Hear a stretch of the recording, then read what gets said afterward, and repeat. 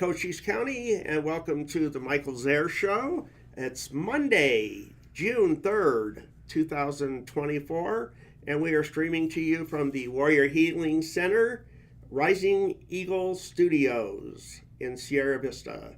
And today, my special guest veteran is Debbie Godwin. Yep, Godwin. I did pronounce it right. Great, awesome. How are you today? And thank you so much for joining us today. I appreciate you coming in. It's an honor. My pleasure. So tell us a little bit about yourself. Where were you born and raised? Where's home? I actually grew up in Syracuse, New York. Oh, okay. Another East Coaster. Yep. Another New Yorker, huh? Yep. I do miss the green sometimes, but I really just miss the fall. Right. Yeah. And tell us what it was like growing up back there. Oh, it was great. My parents were big time into activities, so even in the winter, we actually, my dad built an ice skating rink in our backyard. Wow. Yeah, we went cross-country skiing as a family, ice skating at other places, even hiking in the winter. We didn't do any winter camping, thank goodness, but we did do a lot of outdoor stuff, camping and hiking. And we went up to the Adirondacks a lot and then down to the Catskills. And wow. Yeah, we were very active. And then our family did 2 cross-country trips in a camper, my brother and sister and mine. And yeah, it was amazing. Yeah, got to go to Disneyland when I was 12 and was fascinated, Yeah. And then the following year we went cross country in Canada. So yeah, my parents were very involved, very engaged, and always very supportive of the 3 of us. Well, if you had a skating rink, I bet your house was very popular with all the neighbor kids. Lots of kids. Yep. Yeah. My mom and dad always said they'd rather the kids come to our house so they could kind of be supervised, and I was like, and we kind of did the same thing when our kids were growing up. Yeah. Very cool. I love that story. Thank you for sharing that. Sure. So tell us, how did you go about joining the military? What inspired you to join? Well, it's kind of a funny story. I was a sophomore up at Fredonia State University on the western side of New York. I was a piano major, vocal minor, but I went up to visit my sister at Buffalo State, and she had a friend who was in ROTC, and every time I went up there, he was always hanging out. And finally, one day we were talking about summer jobs, and he said, you should go to ROTC summer camp. It's the first year they're letting women go. I love that word, letting. Yeah, letting. Yeah, and he said, and you get paid. I said, well, what do you have to do? He goes, I don't know. I can take you over to, talk to one of the cadre. So I went and met this major, and he really, like all recruiters, didn't really tell the whole truth, but anyway, I went, and I sprained my ankle pretty badly the first week I was there. It was hot, humid. They were very, very, very disorganized. And in those days, women could not do any offensive training, only defensive training. Okay. So they just really didn't have a clue what they were doing. And I don't like disorganization. I like a plan. And if you have a plan, you can always vary it. But I like a plan. Anyway. So I called my mom, and I said, Mom, I don't know if this is for me. And she said, well, you've never been a quitter, and I think you should, give it at least another week before you give up. And, call me in a week, let me know.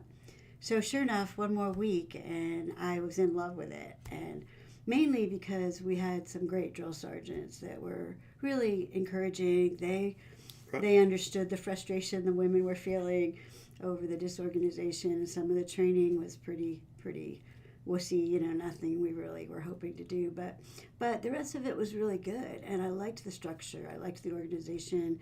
Each one of us got to be a company commander for the day. Wow. So we learned a lot. So at the end of the 6 weeks, I knew I wanted to go in the Army. And no one in my family had ever really encouraged me to do that. My dad was in the Navy, but he did. So there is military service in your family. But he got out after, I want to say 12 years. I think he did a couple of enlistments. But nobody ever talked military except my grandfather, who was a World War II vet. Okay. So anyway, I went in I then ended up transferring to the University of Mississippi. Yes, I met a guy. They had a great ROTC program. And we did so much training in the field and got to be in leadership positions. And most of the cadre were Vietnam vets and very committed to the program. And I ended up being the first woman commissioned out of the University of Mississippi. there were a few women in front of me, but for whatever reason, they quit the program. And so, yeah, I ended up being the first, which was quite an honor. Of course, the newspapers, write it all up and everything. But, it was just really by chance. But yeah, so then I went into the Army Signal Corps and went off to Fort Gordon for basic. And then my first assignment was at Fort Campbell, Kentucky, back when we still wore berets. And I was assigned to the Aviation Brigade as their CISO, signal, communications electronics staff officer, and of course ComSec. Some of you know what that is. Had to manage the ComSec account. And in those days, of course, there were no real computers, so everything was done on a typewriter and handwritten. And but I loved the Aviation Brigade. It was a great bunch of guys, a lot of great mentors. Again, there were no females in front of me there. But the guys were great. And I actually finally got to a signal battalion a couple years later where I served as the S1 and then had twins. And thankfully the Army had changed their policy on women having to get out of the Army if they got pregnant. What year was that? That was 79. Yeah, end of 79. They changed it that far back, huh? Yeah, the twins were born and off we went for 5 years in Germany. From there, my third child was born in Germany in Wiesbaden Air Force Hospital, which no longer exists. Yeah, and then back to the States where my assignment officer recommended I go to the Artillery Advanced Course because my secondary specialty was automation, and they were more automated at that point than the Signal Corps was. So yeah, actually, other than having to learn how to use a slide rule, and math was never my forte. Right. I really loved the Artillery Advanced course, and I did manage to pass gunnery and how to lay the battery with a slide rule. But then I got to go to the automation course up at Fort Ben Harrison, which also no longer exists. Right. All the BRAC, the base realignment enclosures have closed a lot of those places. But yeah, so then I got to go to Fort Benning, Georgia, where I actually got to work in that alternate specialty, running the brigade, 197th Infantry Brigade Data Center. And divorced, remarried, and he had a son, and we didn't want any more, but the God we know and love decided I needed 2 more boys, so we ended up with 4 boys and 2 girls. And yeah, it was a lot, but good sized family. Yes, and that's probably why I have 12 grandchildren. Yeah, the odds were in my favor, and grandchildren are awesome. But yeah, we had a lot of fun. It was crazy busy. I was deployed a lot, of course, but in all the years, I served 21 years. I retired in 98. I only missed 1 birthday. What was your rank when you retired? Lieutenant Colonel. Lieutenant Colonel, wow. Yeah. Check you out. Very cool. I was very fortunate, and I had great NCOs. I can honestly tell you, I had mostly great bosses. I had 2 bad bosses, but you learn a lot from the bad bosses too. But my NCOs were just phenomenal and so patient. And the first time as a lieutenant that you get called my lieutenant by one of your soldiers, and you're doing okay. Yeah. And my NCOs were just phenomenal. Always had patience and taught me so much. Vehicle maintenance, weaponry, and leadership. I used to tease one of my platoon sergeants because no matter what the weather was, his boots always looked like glass. And I said, "You really do walk on water, don't you?" He goes, "Of course I do." It was just fun. Yeah. And then when actually. My last assignment was at the Army JAG School in Charlottesville, and that was, again, in my secondary specialty, automation, and they were way behind the rest of the Army at that point. The rest of us at least had some internet access, and we were using Microsoft Office and Windows.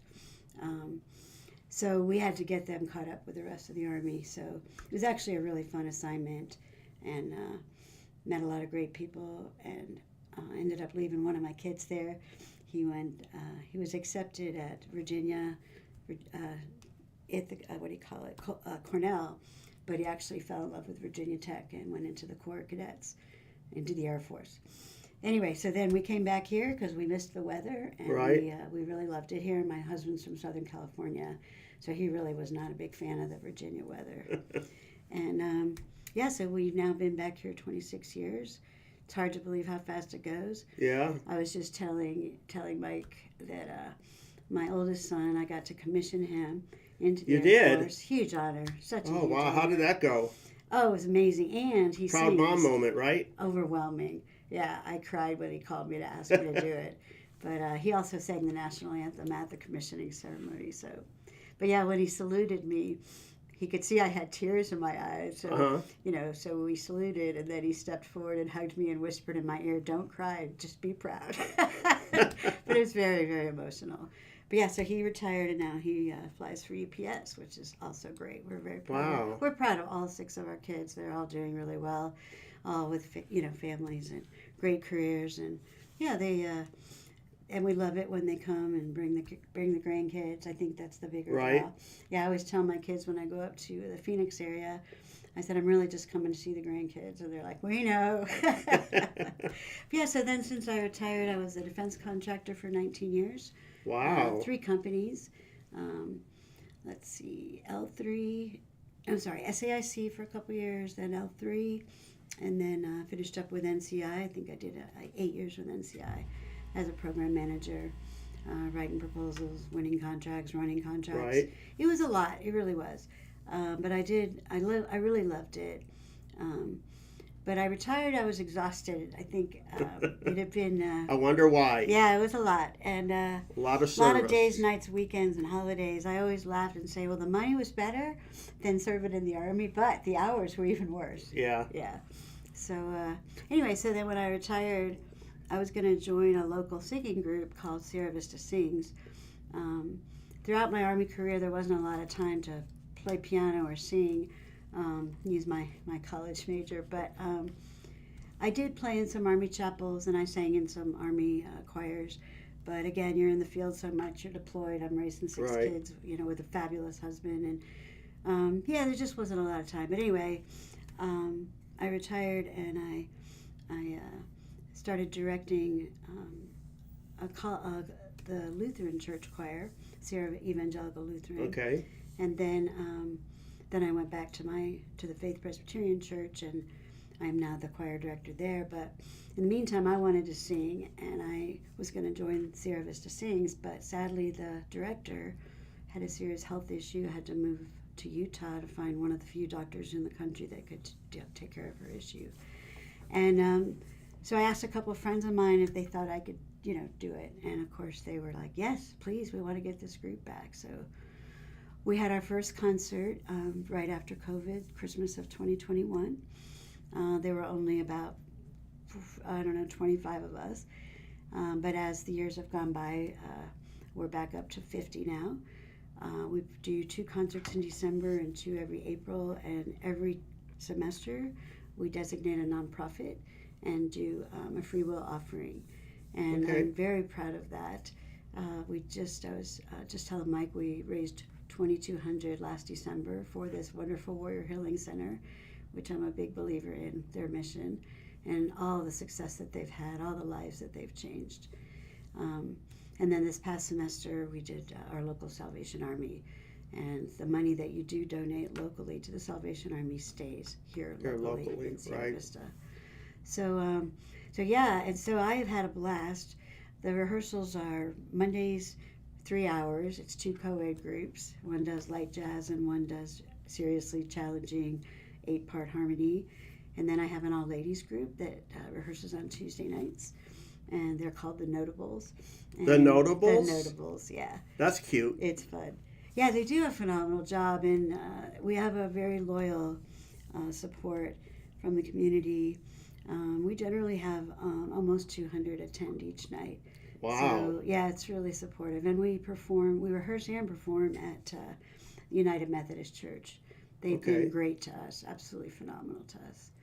So, yeah, I think going back to the Army, though, one of the things I think surprised me the most was when I became a major. Mm-hmm. And one night, I was working late, of course, trying to get through my inbox, and 3 female lieutenants showed up at the door, and they're like, ma'am, do you have a few minutes? And I'm like, of course, what do you need? And that, as we chatted, I realized I had suddenly become a mentor, Without even realizing it, right? Of all the years I was mentored so well by my NCOs and some incredibly great officers, now it was my turn. and I loved it. All I could do was share the wisdom I had accrued over the years and share some of my experiences. And the Army isn't perfect. There was, of course, some instances of sexual harassment. Mm-hmm. Kind of goes with the territory. And again, because there weren't very many women in front of me, right. We were breaking ground. But, I was never like, oh my gosh, don't swear in front of me. Don't. I prefer that people don't. But at the same time, I have been known to use a few four-letter words from time to time. But yeah, God has always been at the center of my life, and so I've tried, to follow Christ's example and be the leader that He would want me to be. And I have been blessed by my service. It was hard for me to imagine actually doing anything else. I just couldn't imagine. I loved the Army so much, and I loved the camaraderie, the socialization. We just had so much fun. And because everybody knew each other's salaries, there was never any pettiness about that. Nobody ever, got worried about, oh, well, you make more than I do. It was free. It was published. Everybody knew what everybody made, and so it was never an issue. I did notice as a defense contractor that was a much bigger issue. And even though people were asked not to discuss their salaries, they did. Right. And then they'd get mad, and then they'd want to come in and, why don't I make that money? Well, let's talk about that. Yeah. So I'm glad that the Army was also way ahead of its time with integration. I truly was blessed to never really worry about what race or color anyone was, and my bosses were the same. It was just, you're a soldier, and you're here to do the job that we need you to do, and serve your country. And so this was really the focus. Well, the thing is, though, don't you feel that in the military, even going back to when there was like in the 50s and 60s, don't you find even back then that, okay, people are not born racist. No. People are not born sexist. They learn it. They learn it. It's a learned behavior. Absolutely. So when you're in the military and the military says, okay, this is not acceptable, and I think that it took a while for the Army to get there. Oh, absolutely. But if you look at what's going on today,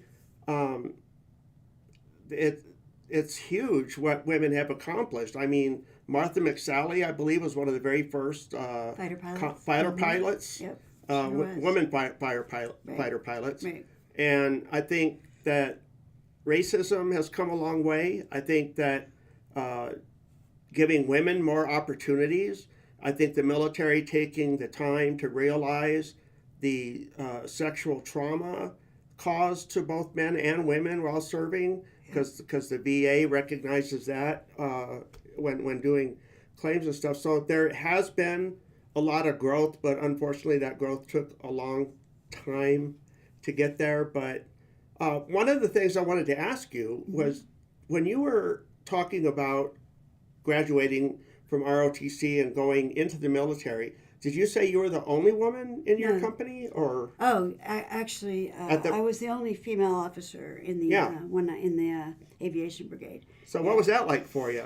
It was, I don't really, what was funny was, I don't ever think I realized when I was in ROTC that it was still a man's army. So I never really looked. I was never really defensive.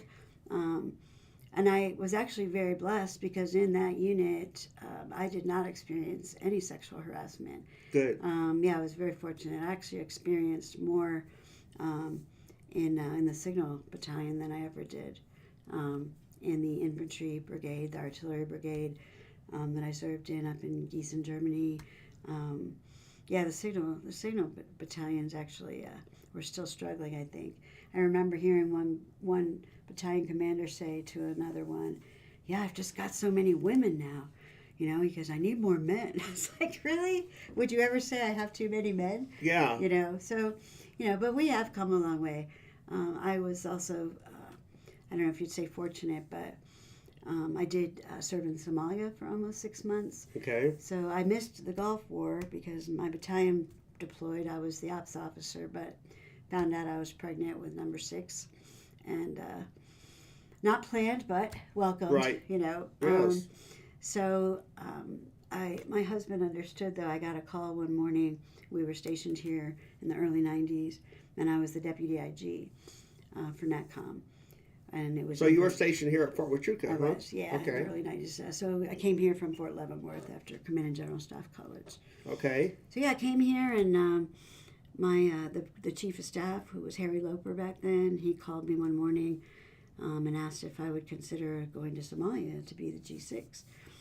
And I said, well, how long and when? And he goes, well, I need you there like right away, and I promise I'll get you home in 6 months. He said it's a pretty arduous assignment. So I got off the phone, talked to my husband, and he knew how I had felt about not deploying for Desert Storm, because that was like my other family. So he said, you got to do it. Just go. I got the kids. So I did go to Somalia, and I was there for the Black Hawk Down incident. It was one of those incredible experiences, though, where you're humbled by the very soldiers that you're serving. It was a Sunday, the night the Black Hawk went down, and we tried to give as many of them off as we could on Sundays. Right. Do laundry, get a break, write letters, watch a movie. But anyway, so I was, of course, on duty, and I hear a lot of chatter suddenly in the S3 shop, and I walk in there, and I'm like, oh no. Well, I never made an announcement. I never made a call, but one by one, all my soldiers showed back up, and they asked where we needed them the most, and we sent most of them over to the hospital, where they carried litters, held IV bags, gave blood, whatever they could do. It was a long night, but I'll never forget how they just stepped up. There was no question that they were going to be there. And then one of my stories that I do like to share was one of my soldiers. She was an E8. She lost her cousin that night. He died, and she was, of course, devastated. And so she asked if she could escort the body home. Wow. And so I called back here to Fort Huachuca, and not only did they work all the details of making that happen, but the chief of staff asked me what her rank was, uniform, medals, etc. And I said, I don't know. I don't have her service record here. He goes, I'll find it. So when she landed in Dover, they had a full dress uniform in her size ready for her to put on for the flight on to the Midwest to her aunt and uncle. And I've never forgotten that. I don't know who actually did all that detailed work, but the fact that someone cared enough and understood how important this was has always meant the world to me. She wrote an incredibly heartfelt letter back, but I was just so grateful that they made that happen for her and her aunt and uncle and their family. One thing, too, is I realize that Hollywood takes a lot of liberties with movies and stuff, but if you haven't seen the movie, it's definitely worth seeing. I think that from everything that I've read, I wasn't there, but from everything that I read, it looked to me like it was pretty close to spot on as far as what it was like to be serving over there. Very accurate. Yeah. They filmed it in Morocco. Really? Yes. I did not know that. But the way they did the airport, the Mogadishu airport, all of it looked exactly like it looked. And then, as you know, you may not know, but you couldn't go in the Indian Ocean there because the sharks were awful. The Somalis and other African folks were just dumping all of their trash, raw garbage into the ocean. So the sharks were very prevalent. And one of the saddest stories, and I hope this isn't going to make anybody too sad, but it was another horrible day. General Montgomery was our CG, and he would come over from time to time and just ask if we could take a break together, and we'd go sit outside. And he wasn't really a smoker, but he'd bum a cigarette from somebody, and we'd just sit outside and on the patio, or the so-called patio. And so a couple of days after the Black Hawk Down incident, the soldiers were all on the beach filling more sandbags, and one of them went into the ocean. And before anybody could drag him out, the shark had him and had basically taken both legs. And, oh my! And needless to say, he didn't make it. But so General Montgomery came over and sat with me, and he goes, I don't even know how to write this letter to his mom and dad. I have no idea how to write this letter. And I just sat with him for a minute, and I said, you'll write a great letter, I have no doubt, but I can't imagine how hard this is. But yeah, that was one of those horribly tragic incidents that happens in war and in environments like that. Yeah. So, but anyway, I was proud to serve and so impressed with my soldiers, and they also made life fun. It was kind of like a MASH unit. They made Right. We had a competition with the Zimbabweans over volleyball, and I thought my guys were like, "You volunteered us for what, man?" We don't have to win. We just got to show up with a team and play well. So I went to a couple of their practices. They were terrible, absolutely terrible. But somehow the light came on, and the day we played them, we had gotten permission from General Montgomery to have some beer, 2 per soldier, and it was a Sunday. And we actually beat the Zimbabweans, which was absolutely shocking to even our volleyball players, I think. But we had a great afternoon, and the soldiers later on that were writing to me afterwards were just, that was one of the highlights for them of beating the Zimbabweans, but also sharing music, having a beer. The Zimbabweans cooked a great barbecue for us. It was just a really, really fun event. But yeah, teamwork was what we were trying to do there. So I had my soldiers in Somalia were not part of a unit. They came from all over the army. Right. So one of my leadership challenges was to make them a team. And after that incident, they were great. They were phenomenal. Yeah, they would do anything for each other after that. So looking back over the 21 years that you served our nation proudly, what was your favorite duty station and why? Oh, I would have to say Germany and being a company commander. I was privileged to command a headquarters company and then a line company. And it was a Corps Signal Battalion, sort of Corps Signal Brigade. So we were out in the field every time the Corps went out. We were out, and but again, just how hard the soldiers worked, how much pride they took in their ability to communicate, the camaraderie. Even on the coldest field exercises, wearing our Mickey Mouse boots and trying to trudge through those things through the snow, they kept their sense of humor, and they worked so hard. They made it fun to be their company commander. And I like to say I tried to be the best leader I could be. I tried to mentor, taught a lot of NCOs how to write, because they all had to write the EERs for the troops and for their subordinates, and taught some officers how to write. Now, of course, everything's so easy. If you want, your AI will write the OER or EER for you.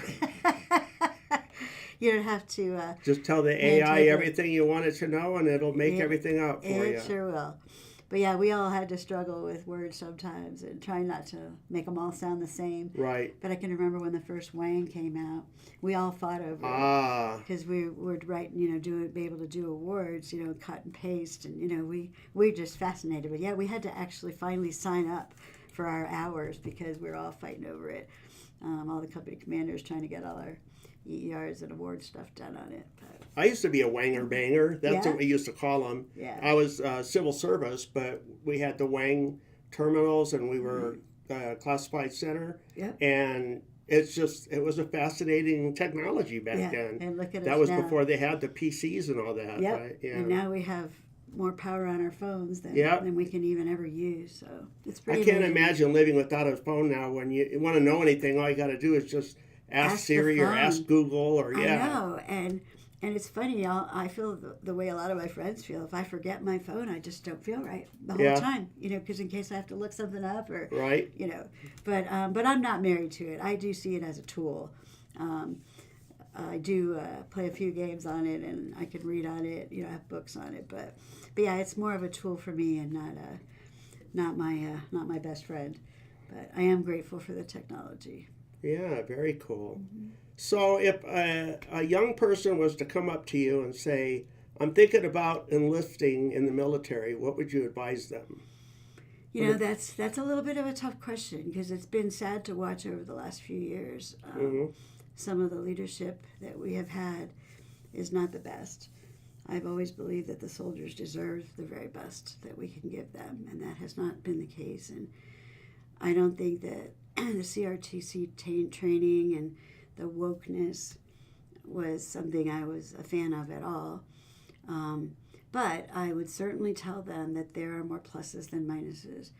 And if you're lucky enough to get a great boss in your first assignment, whether it's enlisted or officer, Right. it makes or breaks the rest of your career.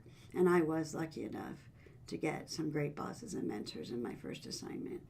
And that made the other ones that weren't so great a lot easier. Knowing that I had learned a lot from those guys. And then finally, there were a few women later on in my career. Marilyn Quagliati, she made 2-star general, maybe 3, but she was at Fort Hood with me. Okay. And she was amazing. A great mentor as well. A great example for any woman or man to follow. Yeah. But yeah, I would still encourage people to go in. I would just tell them to go in with your eyes open. My eyes were not as open.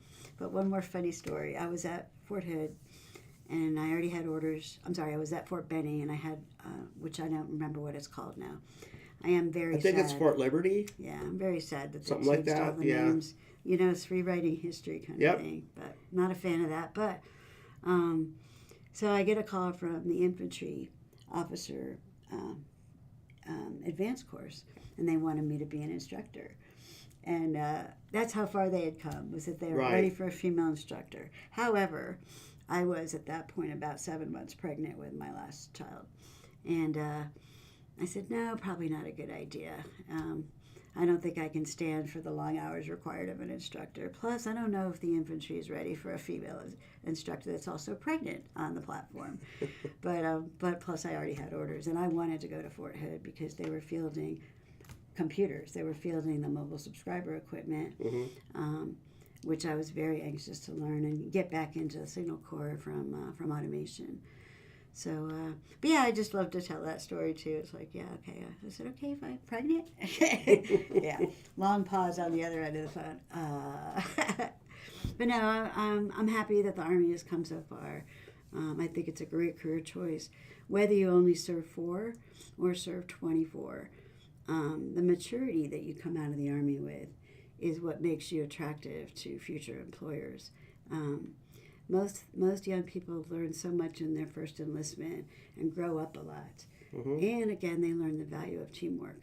And most companies are looking for employees that can work as part of a team, not the Lone Ranger kind of mentality.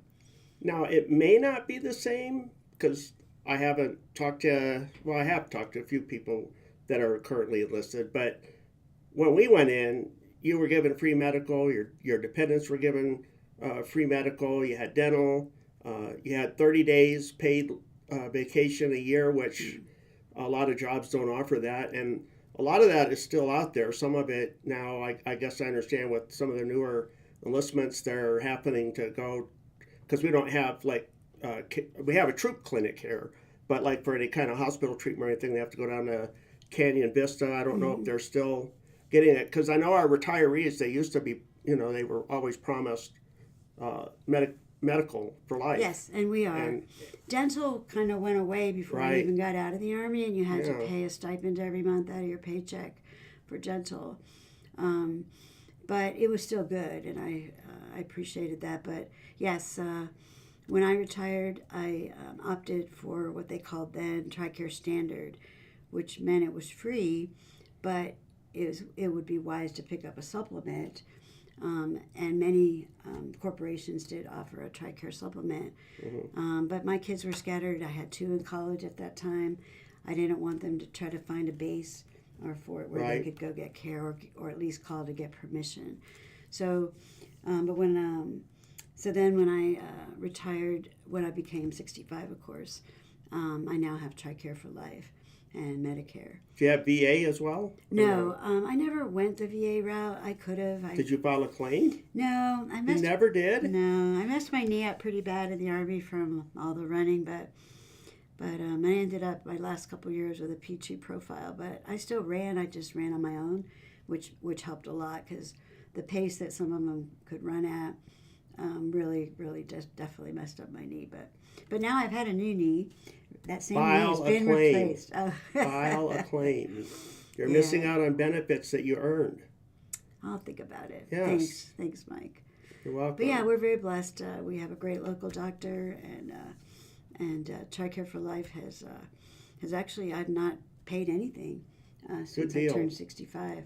I'm glad to hear that, because I know sometimes some people that are on TRICARE do pay a portion or a monthly payment or something like that. Yeah, when you first go, when you're 65, if you were making decent money when you got out or retired, then they will make you pay a little bit for Medicare for your first year or two. That's what it is. Okay. Right, but then after that, it's free. Like my husband's still working, but he started Social Security, and that's our travel money, and we go overseas once a year. So he's putting that money into our travel account. But yeah, so he has to pay a small stipend every month for Medicare. But it's not bad, it's reasonable.